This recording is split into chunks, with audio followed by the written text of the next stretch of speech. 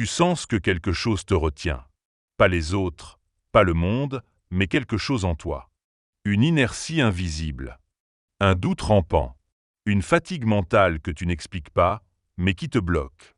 Et si tu avais toujours regardé au mauvais endroit? Et si le véritable ennemi n'était pas à l'extérieur, mais là, juste derrière tes pensées, dans cet espace silencieux qu'on appelle esprit? Le stoïcisme n'est pas une mode.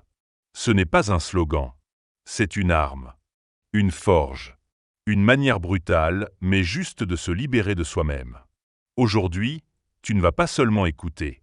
Tu vas te confronter. Parce que ce que tu vas entendre n'est pas un cours de philo. C'est un miroir. Et parfois, ce qu'on voit dans ce miroir fait mal. Mais si tu restes jusqu'au bout, une chose changera, ta façon de te voir. Et c'est là que commence ta renaissance. Tu crois peut-être que le plus grand danger vient de l'extérieur. Les défis professionnels, les jugements sociaux, les événements imprévus. Mais ce n'est pas là que la guerre se joue vraiment. Le combat décisif, celui qui détermine ta vie, se passe à l'intérieur de toi. Chaque fois que tu hésites, chaque fois que tu repousses une décision, chaque fois que tu te juges sans pitié, c'est toi contre toi. Ton esprit, cette arme à double tranchant, peut être ton pire bourreau ou ton meilleur allié. Marc Aurèle l'a résumé d'une phrase. Tu as pouvoir sur ton esprit, pas sur les événements. Cette phrase paraît simple, mais elle contient un empire. Parce que la seule chose que tu peux contrôler, vraiment, c'est toi. Ton regard, ton réaction, ta discipline. Le stoïcisme te met face à un choix clair, être l'esclave de tes impulsions ou leur maître. C'est cette frontière invisible qui sépare ceux qui vivent pleinement de ceux qui subissent leur quotidien. Mais pour franchir cette ligne, tu dois d'abord identifier ton adversaire. Et cet adversaire, c'est cette partie de toi qui fuit l'inconfort, qui justifie la paresse, qui camoufle la peur sous le masque du bon sens. C'est cette voix qui te dit « ce n'est pas le bon moment ». Tu n'es pas prêt. Tu vas échouer. Et plus tu l'écoutes, plus elle grandit, jusqu'à occuper tout l'espace. Elle devient ta norme. Elle t'endort. Mais voici la vérité crue. Cette voix n'est pas objective. Elle est programmée pour la survie, pas pour la grandeur.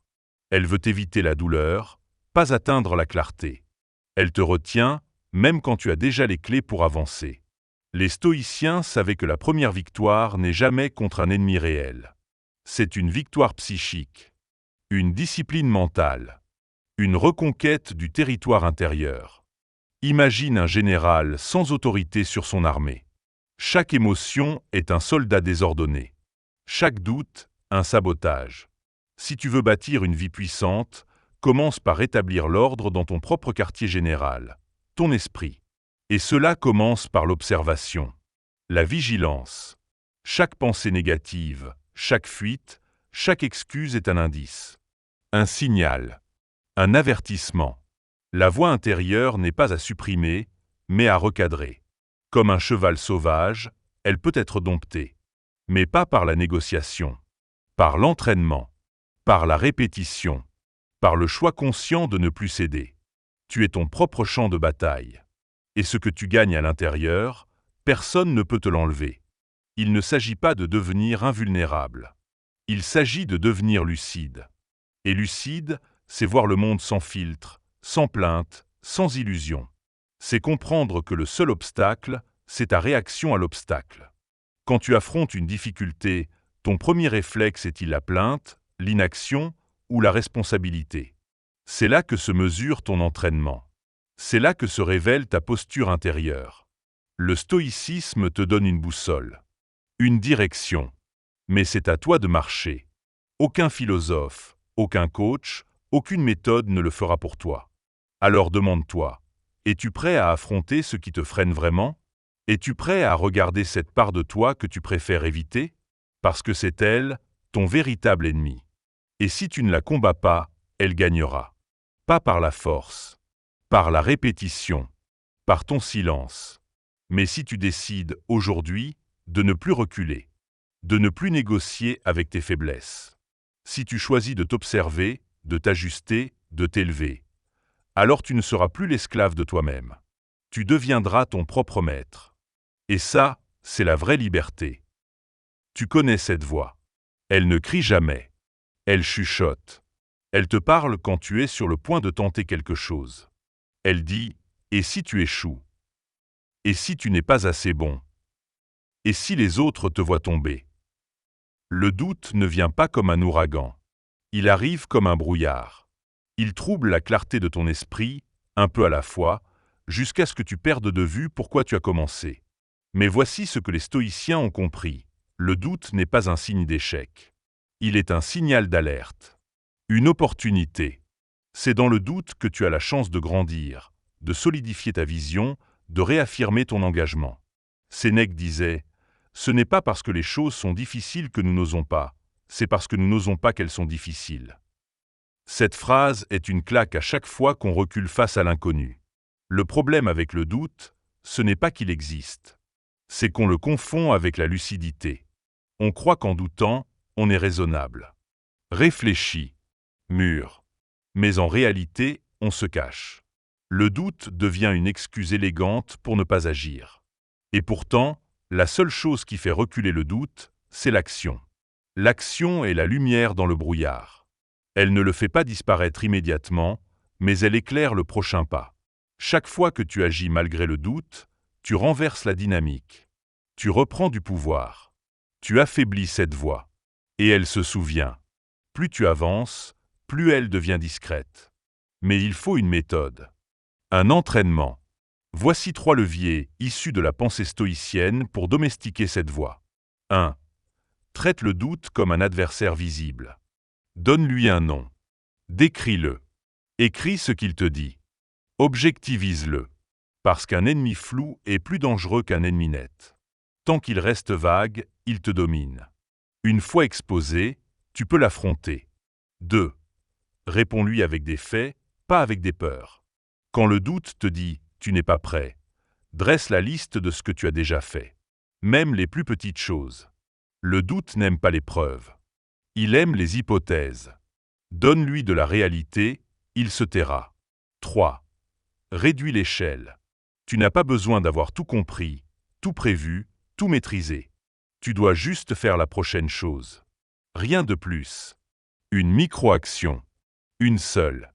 C'est comme traverser un pont dans le brouillard. Tu n'as pas besoin de voir l'autre rive pour faire le premier pas. Les stoïciens ne prétendaient pas être sans peur ou sans doute. Ils savaient que l'esprit est instable par nature.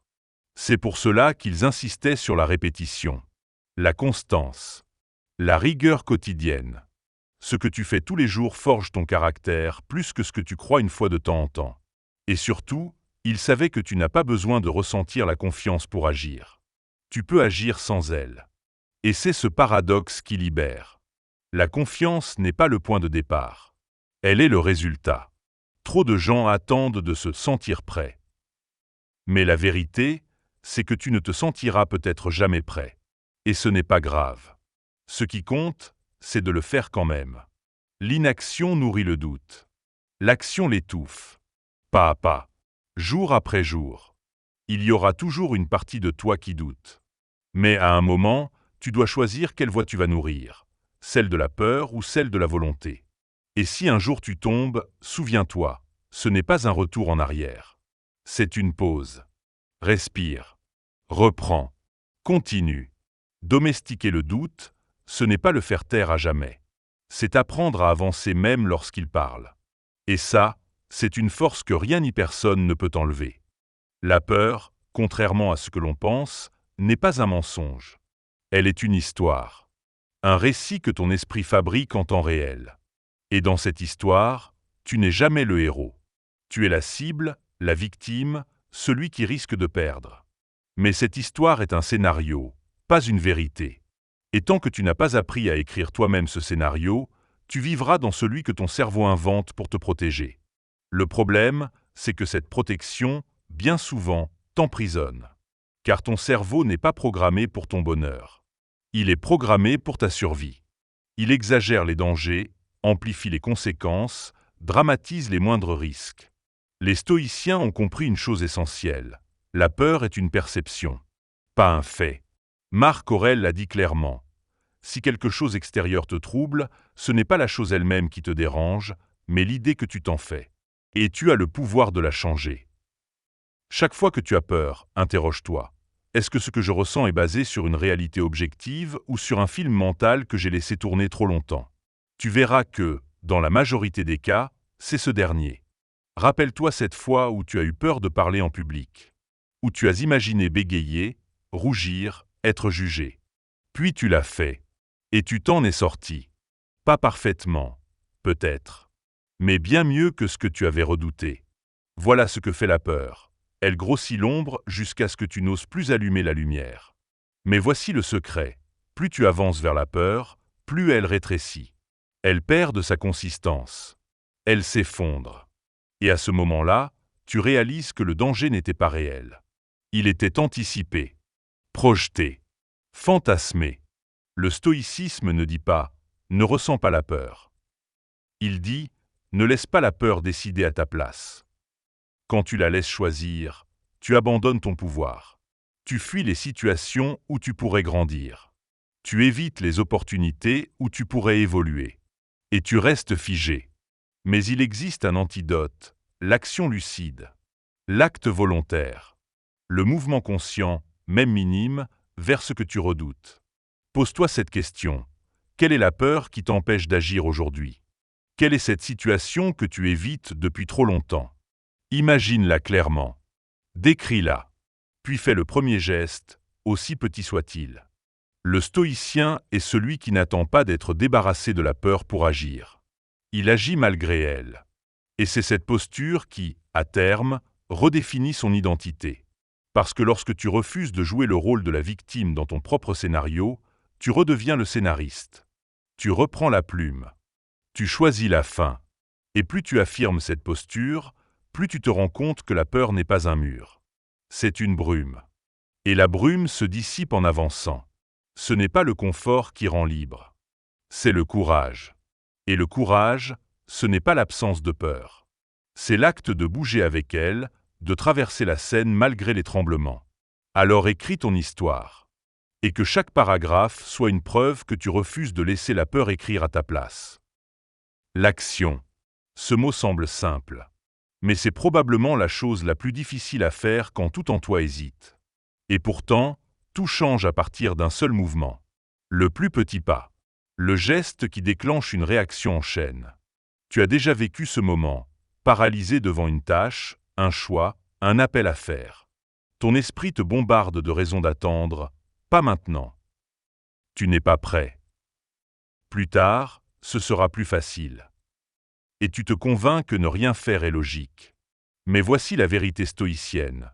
Plus tu attends, plus tu nourris ton inertie. Plus tu laisses le doute s'installer. Et chaque minute passée dans l'inaction renforce le poids du prochain mouvement. L'énergie diminue. Le mental prend le contrôle. Les stoïciens n'attendaient pas la motivation. Ils savaient que l'action précède l'émotion. C'est en bougeant que tu te sens capable. C'est en décidant que tu deviens plus fort. Tu ne deviens pas courageux en pensant. Tu deviens courageux en agissant. C'est une alchimie brutale mais puissante. Chaque micro-action est un acte de pouvoir. Une reprise de territoire sur la passivité. Une claque au mental qui doute. Et plus tu les enchaînes, plus tu construis une dynamique irréversible. La méthode stoïcienne repose sur un principe simple. Ne laisse jamais ton esprit négocier trop longtemps. Dès que tu penses « je devrais », fais-le. Immédiatement. Avant que la réflexion ne sabote la décision. Voici 3 principes pratiques pour renforcer ce muscle de l'action. 1. Le compte à rebours. 3, 2, 1, et tu bouges. Pas d'espace pour argumenter. Pas de débat intérieur. Juste une impulsion maîtrisée. C'est une technique de rupture mentale qui crée un réflexe. 2. La règle des 2 minutes. Si quelque chose prend moins de 2 minutes, fais-le maintenant. Ne le programme pas. Ne l'analyse pas. Termine. Ce principe évacue les micro-poids mentaux qui encombrent ton espace. 3. La fragmentation. Devant une montagne, attaque une pierre. Quand une tâche semble trop grosse, divise-la. Écris la première phrase. Ouvre le premier document. Appelle un seul contact. Le mouvement appelle le mouvement. Pourquoi ces techniques marchent? Parce qu'elles court-circuitent le mental. Elles empêchent ton esprit de construire une histoire paralysante autour de l'action. Elles réduisent le délai entre l'intention et le mouvement. Ce que les stoïciens voulaient, ce n'était pas que tu sois parfait. C'était que tu sois engagé, présent, décidé. Un homme ou une femme d'action, pas de spéculation. L'action immédiate ne signifie pas l'agitation. Ce n'est pas bouger pour bouger. C'est choisir consciemment de ne pas laisser la peur ou le doute décider pour toi.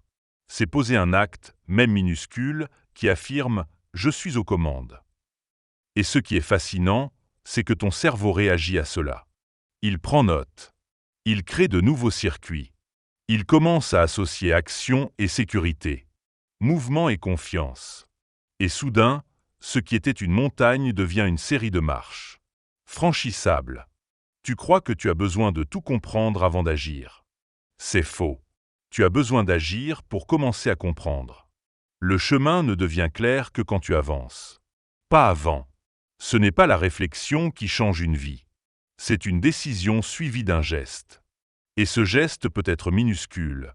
Poser le réveil plus tôt. Éteindre le téléphone. Dire non. Dire oui. Écrire. Ranger. Marcher. Commencer. Et même si tu n'as que 10% de certitude, avance. Parce que l'alternative, c'est l'attente. Et l'attente est un puissant fond. Plus tu y restes, plus tu t'enfonces. Les stoïciens t'invitent à choisir le camp de l'action.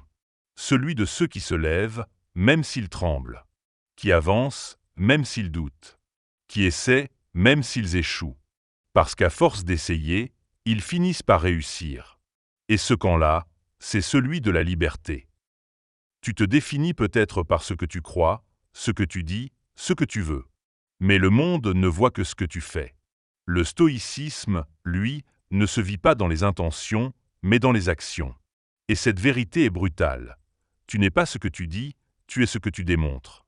Tu peux dire que tu veux réussir, que tu veux changer, que tu veux te lever plus tôt, être plus discipliné, plus productif. Mais tant que ces mots ne se traduisent pas en comportement, ils sont du vent, des illusions, des décorations d'ego. Les stoïciens n'étaient pas des bavards. Ils n'écrivaient pas pour impressionner. Ils écrivaient pour vivre mieux, pour agir avec cohérence. Leur philosophie était un mode d'emploi, pas une vitrine. Marc Aurèle ne parlait pas de discipline. Il se levait chaque matin avant l'aube, malgré la guerre, malgré la fatigue. Épictète, né esclave, n'a pas attendu la liberté pour philosopher. Il l'a conquise par sa posture intérieure. Ce que tu fais, jour après jour, façonne ton caractère. Pas tes pensées, pas tes ambitions, mais tes habitudes. Ce que tu répètes devient ce que tu incarnes.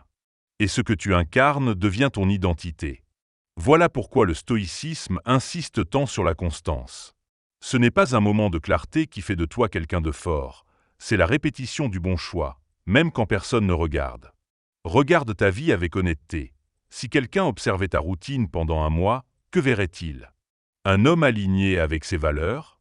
Ou quelqu'un qui se promet beaucoup, mais réalise peu? C'est une question qui dérange. Mais elle est nécessaire. Parce que c'est seulement en confrontant ce décalage entre ce que tu dis et ce que tu fais que tu peux te réaligner. Et cela demande un courage immense. Celui d'admettre que tu as trahi tes engagements envers toi-même. Que tu as parlé plus que tu n'as agi. Que tu as nourri des rêves avec des intentions creuses. Mais ce n'est pas une condamnation. C'est un point de départ. À partir de maintenant, chaque action compte. Chaque geste est un vote pour la personne que tu veux devenir. Ne dis pas que tu es discipliné. Agis avec discipline. Ne dis pas que tu veux changer. Change. Ne dis pas que tu vas commencer demain. Commence maintenant. Le stoïcisme ne tolère pas l'auto-trahison. Pas par cruauté, mais parce qu'il sait que chaque fois que tu te trahis, tu réduis ta confiance en toi. Tu deviens un inconnu à tes propres yeux. Tu cesses de croire en tes promesses. Inverse la tendance. Commence petit. Tiens une promesse. Puis une autre encore. Et observe ce que cela fait à ton esprit. Tu vas commencer à te respecter, à te reconnaître, à te reconstruire. Parce qu'au fond, tu n'as pas besoin de plus de théorie. Tu as besoin d'honorer ta parole. Même en silence. Même quand personne ne regarde. Tu n'es pas ce que tu proclames. Tu es ce que tu prouves. Et ce que tu prouves chaque jour devient la preuve vivante de la personne que tu es en train de devenir. Le changement est inconfortable. Il dérange. Il fait mal. Et pourtant, il est la seule porte d'entrée vers une vie nouvelle. C'est une épreuve, pas un cadeau. Une rupture, pas une amélioration progressive. Le changement authentique te demande de mourir à ce que tu étais. Les stoïciens ne voyaient pas le changement comme un luxe, mais comme une nécessité. Ils savaient que stagner, c'est se condamner. Que refuser d'évoluer, c'est signer un pacte avec l'agonie lente d'une existence insatisfaite. Rien ne pousse dans le confort. Tout grandissement passe par une phase de friction, de tension, de démolition, comme un muscle qui ne devient plus fort qu'après s'être déchiré. Mais nous avons appris à fuir la douleur, à la qualifier de mauvaise, d'injuste. Pourtant, c'est elle qui révèle. Elle montre où tu es encore attaché, où tu refuses de lâcher prise, où tu t'accroches à une ancienne version de toi-même. La vérité, c'est que tu ne peux pas emporter tes vieilles excuses dans ta nouvelle vie. Tu ne peux pas prétendre évoluer tout en gardant les mêmes réflexes. Le changement exige un deuil, un sacrifice, celui de ton ancienne identité. Les stoïciens ne parlaient pas de transformation avec poésie. Ils parlaient de discipline, de choix difficiles, d'efforts constants. Pas de réinvention inspirante, mais d'une reconstruction radicale. Briser l'ancien, ce n'est pas romantique. C'est dur. C'est douloureux. C'est solitaire. Mais c'est nécessaire. Pose-toi cette question. Qu'est-ce que tu refuses encore d'abandonner, même si tu sais que cela t'empêche d'avancer? Une habitude? Une peur? Une relation? Un récit intérieur? Le changement ne commence pas par un plan. Il commence par une rupture. Une prise de conscience suivie d'un acte. Il faut un choc. Une décision irréversible. Un point de non-retour. Et oui, ça fait peur. Ça fait mal. Tu vas douter. Tu vas perdre des choses. Mais ce que tu vas gagner, c'est toi. Parce que la douleur du changement n'est rien comparée à celle de rester là où tu ne veux plus être. Ce n'est pas le saut dans l'inconnu qui fait le plus mal. C'est l'usure du connu qui n'a plus de sens. Les stoïciens t'invitent à choisir la souffrance du confort ou la souffrance du progrès. Une douleur qui te ronge ou une douleur qui te transforme. Tu ne peux pas guérir sans passer par une forme de destruction. Tu dois brûler certaines parties de toi pour en faire jaillir une lumière nouvelle. C'est brutal, mais c'est la seule voie. Alors, si tu sens que quelque chose doit changer, ne le retarde pas. N'attends pas le bon moment. Il ne viendra jamais. Le bon moment, c'est l'instant où tu décides que tu ne veux plus continuer comme avant. Retiens ceci, la vie ne récompense pas les intentions, mais les ruptures.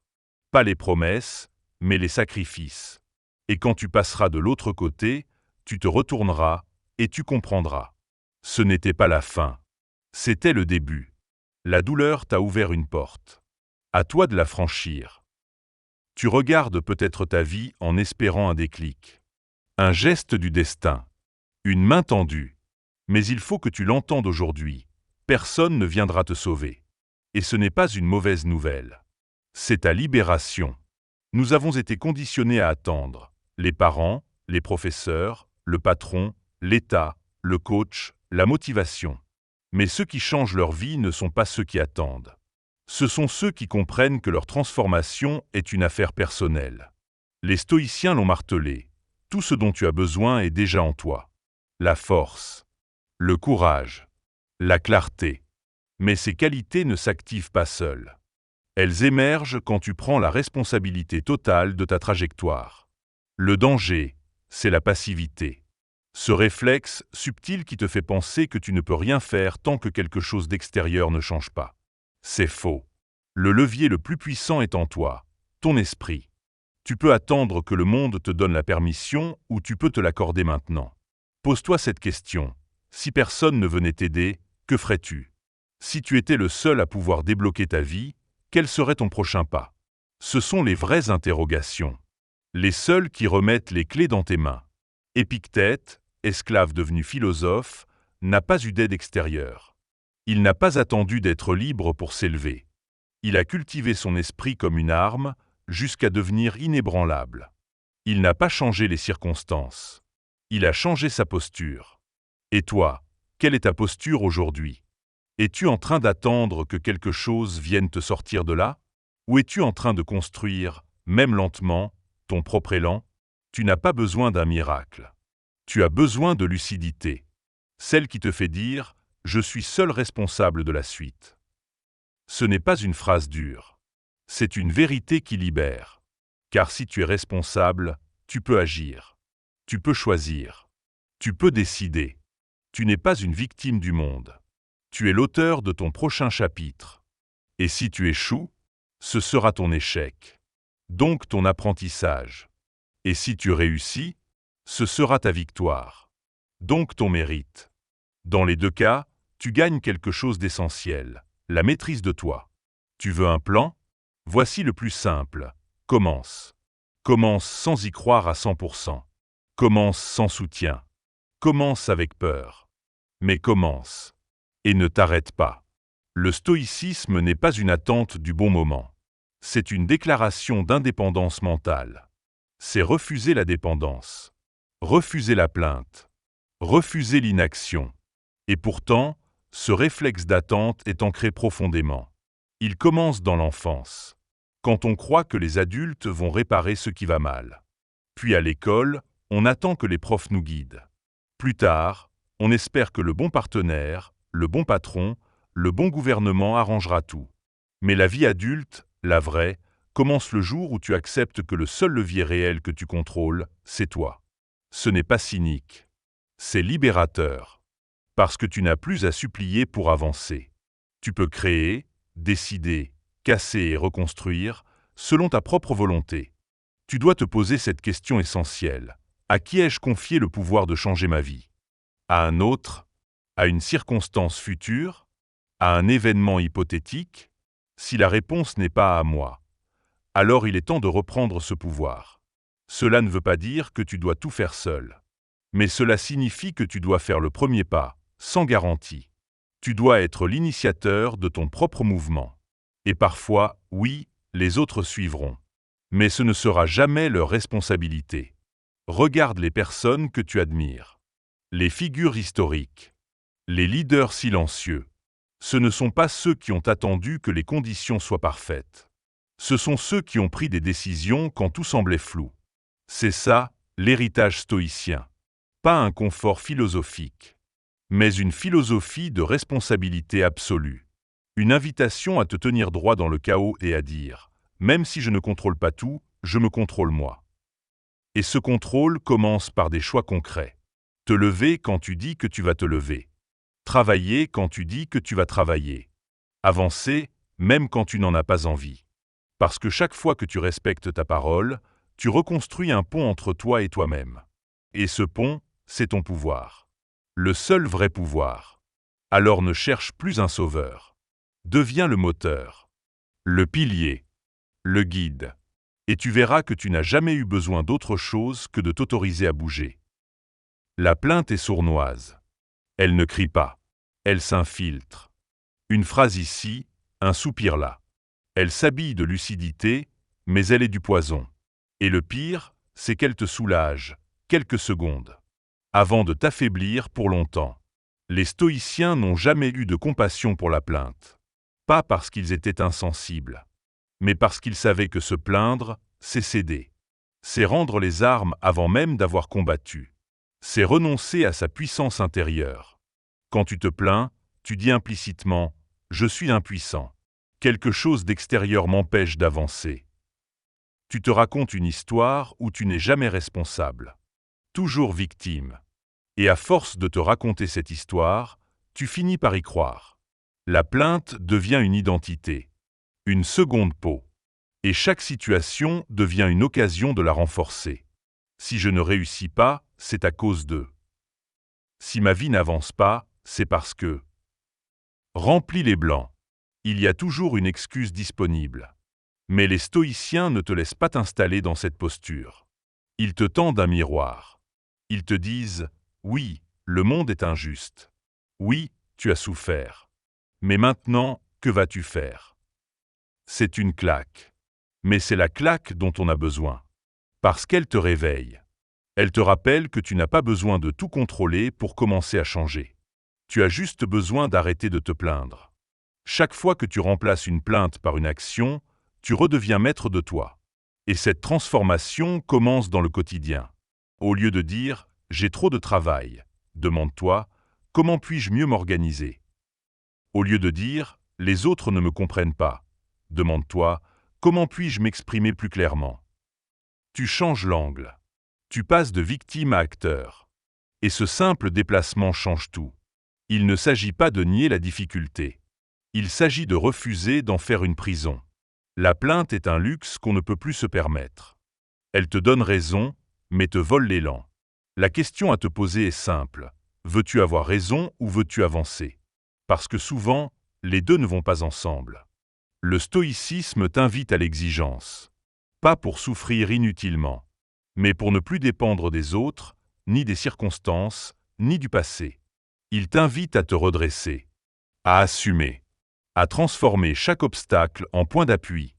Alors la prochaine fois que tu entends une plainte monter, stoppe-la, transforme-la, en question, en mouvement, en apprentissage. Parce qu'à la fin, la vie ne répond pas aux cris, mais aux actes. La discipline est la clé invisible qui ouvre toutes les portes. Mais elle ne fait pas de bruit. Elle n'attire pas l'attention. Elle agit dans l'ombre. Et c'est pour cela qu'elle est si puissante. Les stoïciens considéraient la discipline comme une fondation, pas une vertu secondaire. Une base. Sans elle, tout s'effondre. Parce que sans discipline, les intentions restent des vœux pieux, les objectifs des rêves lointains. La discipline, ce n'est pas l'autoflagellation. Ce n'est pas l'austérité. C'est un engagement radical envers ce que tu sais juste. Même quand tu n'en as pas envie. Même quand c'est difficile. Surtout quand c'est difficile. Elle ne s'improvise pas. Elle se construit. Jour après jour. Geste après geste. Et plus tu l'alimentes, plus elle devient naturelle. Elle cesse d'être une contrainte. Elle devient ton rythme. Mais il faut comprendre une chose essentielle. Ta vie est le reflet de ta discipline. Tu veux savoir à quel point tu es discipliné? Regarde ton corps, ton agenda, ton compte bancaire, ta relation avec le sommeil, l'alimentation, le travail. Tout est là, sans filtre, sans maquillage. C'est dur à entendre, mais c'est nécessaire. Parce que tant que tu crois que ta vie est le fruit du hasard, tu restes impuissant. Alors que si tu admets qu'elle est le miroir de ta rigueur, tu reprends le contrôle. Le stoïcisme ne cherche pas à te rendre robotique. Il cherche à t'ancrer, à te stabiliser. Parce que dans un monde chaotique, l'homme discipliné devient une forteresse. Cette discipline commence par des petites choses. Se lever à l'heure qu'on s'est promise. Écrire une page par jour. Terminer ce qu'on commence. Dire non aux distractions. Résister aux impulsions. Tu veux être libre? Commence par être strict. Non pas avec cruauté, mais avec détermination. Parce que chaque fois que tu cèdes à la facilité, tu te désarmes un peu plus. Et chaque fois que tu respectes ton cadre, tu te renforces. Forge ta discipline comme on forge une épée. Frappe, plie, répète, raffine. Ne cherche pas la perfection. Cherche la cohérence. Et tu découvriras qu'il n'y a rien de plus satisfaisant que de se sentir aligné avec ce qu'on a décidé. La discipline intérieure n'a rien de spectaculaire. Elle ne se voit pas, mais elle rayonne. Elle se sent dans ton regard, dans ta posture, dans ta parole. Elle inspire, sans bruit. Et quand les jours difficiles arrivent, car ils viendront, ce n'est pas la motivation qui te sauvera. C'est la discipline. Elle ne flanche pas. Elle est ancrée, gravée, enracinée. Sois ce genre d'homme ou de femme qui fait ce qu'il a dit, qui tient ce qu'il promet. Pas pour impressionner, mais pour se respecter. Parce que se respecter, c'est la base de toute transformation durable. Mais attention, cette discipline n'est pas un état permanent de perfection. C'est une direction, une intention active. Il y aura des écarts, des jours où tu flanches, des moments de doute. C'est normal. Ce qui compte, c'est ce que tu fais après. Es-tu celui qui abandonne dès la première entorse à la règle, ou celui qui se relève et reprend son chemin? La discipline n'est pas rigide. Elle est tenace. Elle ne crie pas. Elle revient. Encore et encore. C'est un entraînement. Une forme de spiritualité concrète. Chaque geste que tu imposes à ton corps, chaque choix que tu imposes à ton esprit, est une prière silencieuse à ce que tu veux devenir. Et oui, il y aura de la fatigue. Des voix intérieures te diront « À quoi bon ?» Tu peux relâcher, aujourd'hui. Mais ce sont ces jours-là qui comptent. Parce que c'est dans ces jours que se joue la bascule. Soit tu cèdes, soit tu affirmes. Le stoïcisme te demande de bâtir une architecture intérieure à l'épreuve des secousses. De ne pas dépendre de l'humeur du jour, de l'actualité, de l'opinion extérieure. D'être un pilier, pour toi-même et parfois pour les autres. Et cela commence toujours par les petites décisions invisibles. Ce que tu fais quand personne ne regarde. Comment tu réagis dans le silence. C'est là que se forge la vraie force. Marc Aurèle écrivait chaque matin dans son journal. Pas pour paraître sage, mais pour se rappeler, à lui-même, la voie qu'il avait choisie. Toi aussi, écris. Agis. Structure-toi. Crée un socle. Et rappelle-toi, la discipline ne t'emprisonne pas. Elle t'ouvre des portes. Elle te rend fiable, aux yeux des autres et surtout à tes propres yeux. Et cette fiabilité, c'est le socle de toute confiance durable. Alors recommence. Chaque jour. Même fatigué. Même ralenti. Même blessé. Parce qu'au bout de cette rigueur, il y a ta liberté. Le stoïcisme n'est pas une philosophie de salon. Ce n'est pas une belle idée qu'on encadre dans un livre. C'est un champ de bataille. Une guerre. Une guerre contre tes penchants, tes impulsions, tes peurs, tes illusions. Ce n'est pas quelque chose que tu lis. C'est quelque chose que tu vis. Chaque jour. Dans tes choix. Dans tes silences. Dans tes colères rentrées. Dans tes renoncements secrets. Dans ton effort pour rester calme quand tout hurle autour de toi. Marc Aurèle ne méditait pas sur des concepts. Il écrivait pour survivre. Pour tenir debout au milieu du chaos. Pour ne pas devenir esclave de ses émotions. Épictète ne théorisait pas. Il pratiquait. Chaque matin. Chaque interaction. Il ne cherchait pas l'érudition. Il cherchait la maîtrise. Pas sur les autres. Sur lui-même. Tu veux être stoïcien? Prépare-toi à la lutte. Pas contre le monde. Contre toi-même. Parce que l'adversaire le plus rusé, c'est toi. Ta propre voix intérieure. Celle qui te dit « tu as le droit de te plaindre ». Tu peux remettre à demain. Ce n'est pas si grave. Chaque jour, cette voix sera là. Et chaque jour, tu auras le choix, lui céder ou lui résister. Et parfois tu céderas. Mais ce n'est pas une défaite. C'est un appel. À recommencer. À affûter ton esprit. À reprendre la posture. Parce que tu n'as pas besoin d'être parfait. Tu as besoin d'être en guerre. Une guerre noble. Une guerre qui élève. Une guerre intérieure qui fait de toi quelqu'un de solide, de fiable, de présent. Le stoïcisme ne se proclame pas. Il se prouve. Dans la douleur. Dans la solitude. Dans l'inconfort. Dans ces moments où personne ne regarde, mais où toi, tu sais que tu tiens bon. Et quand tu tombes, le seul vrai test, c'est « vas-tu te relever ?» C'est cette résilience, cette constance, cette clarté face à l'adversité qui te rend stoïcien. Pas les citations, pas les livres, mais la capacité à être calme au milieu du feu. Alors entre dans cette guerre. Arme-toi non pas de haine, mais de lucidité. Pas de rigidité, mais de fermeté. Et marche. Même lentement. Même fatigué. Mais marche. Parce que le vrai stoïcien ne gagne pas des batailles spectaculaires. Il gagne des micro-combats quotidiens. Et n'imagine pas que cette guerre intérieure est un fardeau. Elle est une école. Un feu sacré.